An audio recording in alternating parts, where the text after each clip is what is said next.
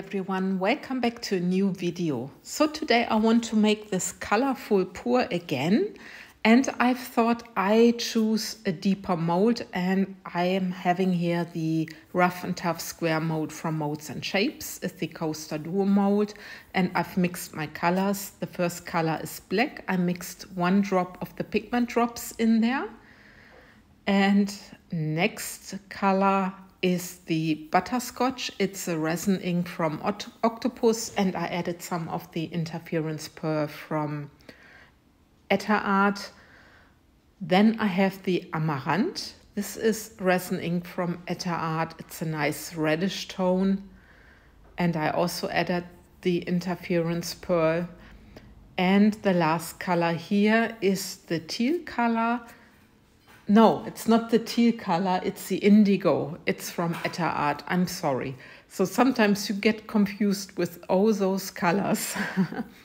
And here is my white, and the white is the pigment drop, also with a little bit of the interference pearl. So the two molds, they can cope with 400 grams of resin in total, so 200 grams of resin for each coaster.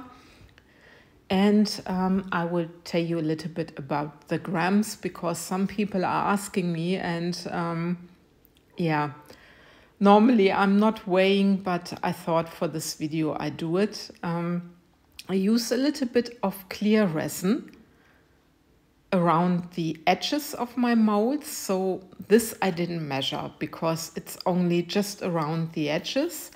Then in total I mixed 40 grams of the black, the pigment drops, and I try to divide it equally. So, and you see when you use 1 drop of the pigment drop, it's quite opaque already. So please be careful if you use the pigment drops from Amarant, because they're really intensive, especially the black and the blue normally. So I'm just dividing my black till my cup is empty, and then I can continue with the next color. And the next color I have chosen is the indigo. And for the indigo, I also used 40 grams for the both coasters. And I put a spritz of the resin ink into my cup. So I'm not dropping, I just give it a squeeze, and then mainly I have enough of the color, and I'm always happy with the intensity, you know what I mean. Anyway, so I'm also using all what's in my cup, and like I said, I try to be accurate, but you know, I didn't want to measure all the cups by itself for each coaster, otherwise I would waste too many cups. Now I have the butterscotch. It's my next color, and it's also 40 grams with a little bit of the interference pearl mica powder. So 40 grams for this. And it's an easy recipe. I basically have always the same grams for each coaster. This is what I measured. Now I have here my Amarant color. And I said before, it's a reddish tone. It's like a reddish purplish tone. It's a very beautiful color. And again, it's 40 grams with a little bit of the interference pearl. And this pour actually is inspired by a pour from Sandra Rettich, except from that she added after the black already white and then finished off with the white. And this step I missed in one of my first videos. I just forgot about it.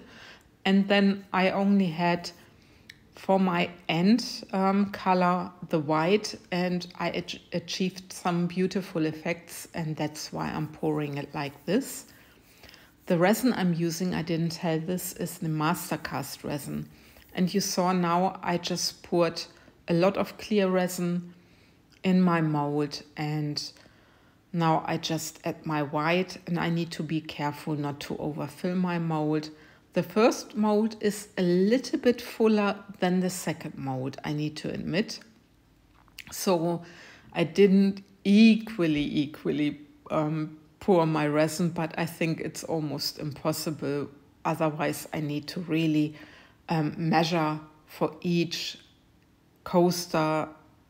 I need to have a cup. So anyway, I now take my heat gun and I just try to activate the resin a little bit, also to pop some bubbles which are trapped, because it was not too warm yesterday when I've poured. And now I just take care that all the bubbles are gone. With the second coaster, you will see it, I will use a little bit of the clear resin which is still in my cup, so I can fill my coaster up to the rim. So this is a little bit different from my first coaster, that I still needed to add some resin, clear resin for my center. But I think it's gonna be okay, and I will now and again just help my resin a little bit with the heat gun, because the Mastercast resin is a rather thick resin and it hasn't got a long working time. It's round about 40 minutes, and I want to help it a little bit so it can pull towards the center. And I hope I get this gorgeous effect at the outside, and inside a sort of, I don't know if you can call it a web effect. It's anyway a nice effect with a wonderful sheen when you use the interference pearl. So, and then I was looking for some glitter, so I had, or glass stones. I had some stones mixed in many colors. I thought it might match. And then I'm using my white stones, which I also like to use a lot, and also add this for my center. And now I'm just dividing a little bit my center so that I like it, and yeah. And then I can just let the resin do its magic. Just a quick torch, and then I can almost show you a little time lapse where you can see how the resin is moving, and also how I'm helping it a little bit with the heat gun. When I'm using the heat gun, I'm always very careful that I'm not destroying my pattern too much. It looks a little bit wild when you are doing the time lapse, but I'm really very careful. So a swirl in the center, and now it's I think it was the same day, around about 12 hours later or so, I can demold, and I'm very curious how they're gonna look like on the other side. On that side, I'm not quite sure. It looks a little bit purplish, like a dirty purple. I'm not sure how to call it, but it's counting what's on the other side, so I'm very curious. And this is now the first or the second coaster I poured. This one is the second one because I had my mold a little bit on the other side. And I'm already quite happy with this result. I think the edge could have been a little bit more divine and more accurate, but now look at the second one. And this is the favorite out of my two. This is the one I poured first, and this one I really like. And I'm very happy with the result. And now you will see the end result. This is the first coaster. After this, there comes a video of the second coaster, which is my favorite. And I wonder what you think. I love the center. I really love the center with all the effects. And yeah, I think the Rough and Tough mold is very beautiful for such kind of pours. Anyway, with this result, I'm gonna love and leave you. I thank you for watching.